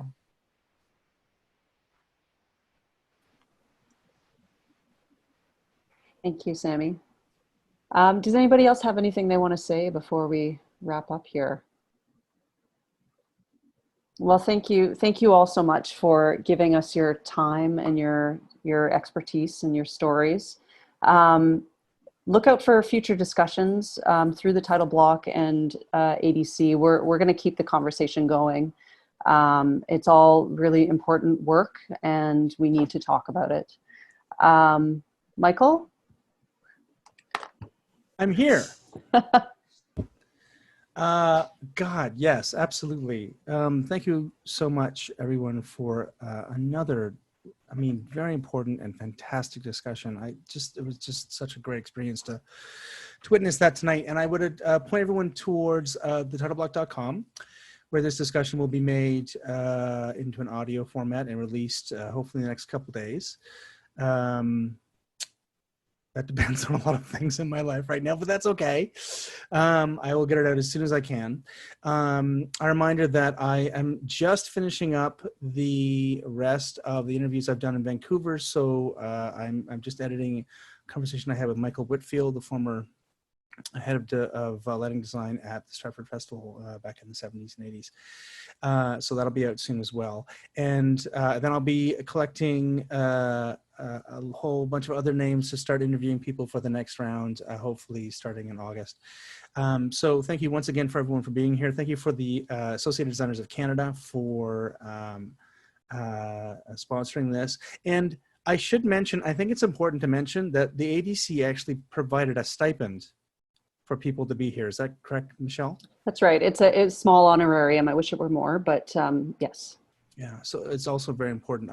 Unfortunately, the title block is not an income generating adventure. So everything is done from the goodness of people's hearts. So thanks to the ADC for thinking of that and acknowledging people's efforts. So thank you very much. We'll wrap it up there, and we'll see you next time on the Title Block Live.